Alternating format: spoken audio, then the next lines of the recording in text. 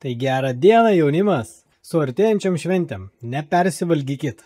Šiandien apžiūrėsim atzoomintus teigiamus grafikus, kažkiek dėmesio auksui ir apžvelgsim analitikų prognozes dėl tolesnės Bitcoin kainos krypties. 3-4, važiuojam!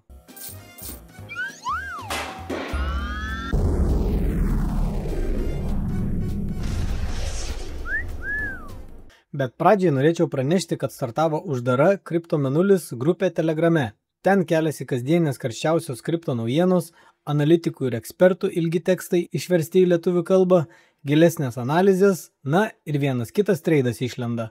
Lauksiu žinučių iš norinčių prisijungti. Taigi, per 7 pastarąsias dienas Bitcoin šokinėjo tarp 82 ir 86 tūkstančių dolerių. Boring metas kol kas, po kurio visą laiką ateina pramušimas į kažkurią tai pusę. Top 10 geriausiai atrodo Solana, per 7 dienas paaugusi beveik 15%. Naujienas pradėkim nuo straipsnio iš kriptomenulis.lt. Bitwise investicijų guru Matt Hougan sako, kad Bitcoin paklausa yra tokia didelė, kad pasiūla nebespėja vytis. Jei ir toliau taip, BTC gali šoktelti iki 200 tūkstančių dolerių. Nauja šių metų pasiūla yra 165 tūkstančiai BTC. Čia paskaičiuota kasant po 450 monetų per dieną. O ETF-ai pernai supirko apie 500 tūkstančių, korporacijos pridėjo dar 350 tūkstančių monetų. Iš kur gavo? Iš silpnų rankyčių. O kodėl prognozė 200 tūkstančių? Nes žmonės mėgsta apvalius skaičius ir matyt skambius antraščių pavadinimus.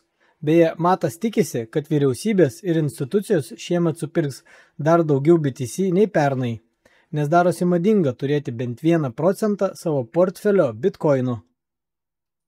Toliau Ray Dalio, vienas žymiausių pasaulio investuotojų ir Bridgewater Associates įkūrėjas. Kai jis kalba, finansų pasaulis klausosi.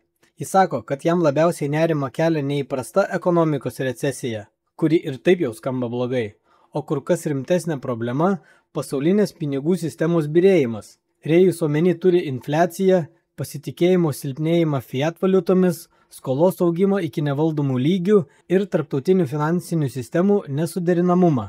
O kai pasaulinė pinigų sistema ima klibėti, žmonės ieško alternatyvų. Matom, kaip auksas daužo naujus rekordus. Taip pat savo vietą ant soliuko jau turi ir Bitcoin. Skaičiau čia anadien tokį straipsnį, kad populiariems podcasteriams kalbantiems kripto tema rekomenduojama naudoti kuo mažiau sutrumpinimų ir terminų, kuriuos supranta tik kripto bendruomenė, ir pasistengti pliurpti ir naujokams suprantama kalba. Ta proga turiu tweetą, kuriame rodomas Bitcoin hash rate ir kuris pasiekė naują visų laikų rekordą. Tai nežinantiems, hash rate yra bendras tinklo skaičiavimo pajėgumas. Kuo didesnis hash rate, tuo tinklas saugesnis ir tuo sunkiau jį atakuoti. Tai reiškia, kad vis daugiau galingesnių minerių jungiasi prie tinklo.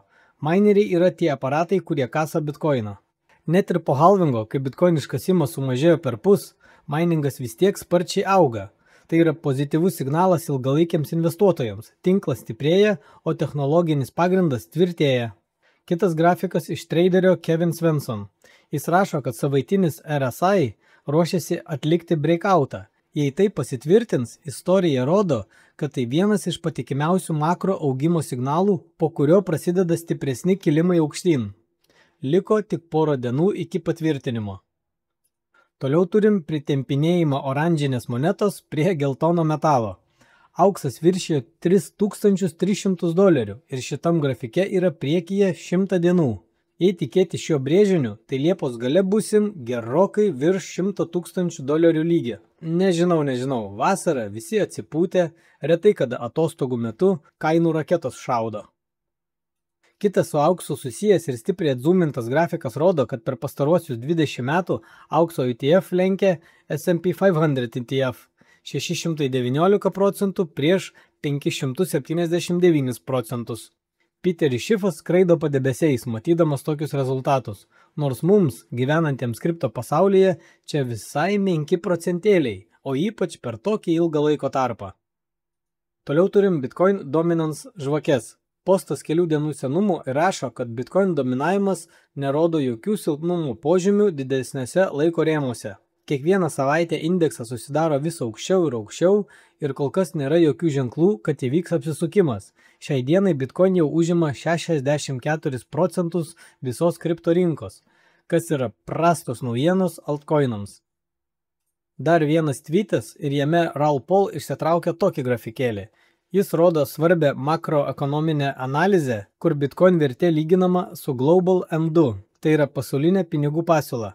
Jis spėja, kad dugnai jau surinkti ir pats laikas kainai judėti į šiaurę. Paskutinis tweetas šiandien iš Bitcoin Laws. Amerikos žemėlapis per pusmetį stipriai pasikeitė. Didžioji dauguma valstijų vis dar yra procese dėl Bitcoin rezervo. Tiesa, jau yra 6 valstijos, kurios atmetė tokį pasiūlymą savo balsavime. O Sailoro kompanija praeitą savaitę nusipirko dar 3,5 tūkstančio BTC ir iš viso jau sukaupė 531 tūkstantį monetų. Labai daug, gal net per daug, nes čia jau gaunasi virš 2,5% nuo visos pasiūlos. Bet kas įdomiausia, Strategy dabar valdo daugiau bitkoinų nei visos pasaulio valstybės kartu sudėjus. Wow!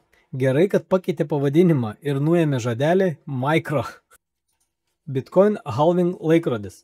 Atrodė tiek ilgai laukiam praėjusio halvingo, o pasirodo jau metai praėjo nuo to įvykio ir sekantis Bitcoin iškasimo pasidalinimas pusiau nusimato mažiau nei už 3 metų. Na, o pabaigai mano trumpa išvyka į Londoną.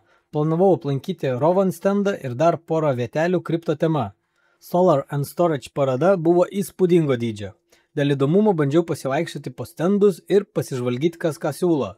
Bet greitai supratau, kad visai ne mano tema, nes nieko ten nesusigaudžiau. Susiradau Busy Rowano standą ir nutaikęs momentą čiupau jų CEO Davidą ant pokalbio.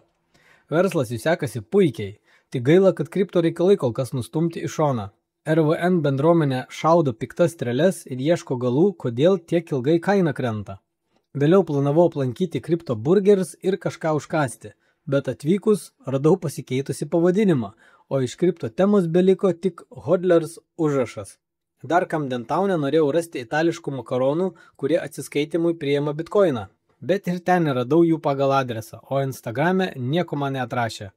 Tai teko varyti į Chinatowną.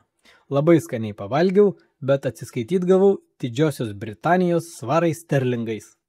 Jei viskas palei planą, tai šiemet planuoju daugiau kripto kelionių, o kasdieniniais įspūdžiais iš kelionių dalinsiuos uždaroj grupiai. Tai kviečiu prisijungti susisiekus su manim Telegrame. Kontaktą paliksiu komentaruose.